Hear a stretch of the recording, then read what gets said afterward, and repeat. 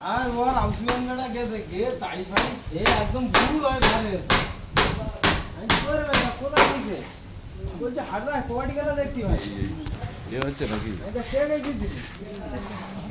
আমি আমার এই আবু বেটা আমার এই বাচ্চা সিটি হাত চাড়াচ্ছে বলছে বাসা বাসা কিছু ছুটছে বাসার মুখে কোনো কথা নেই।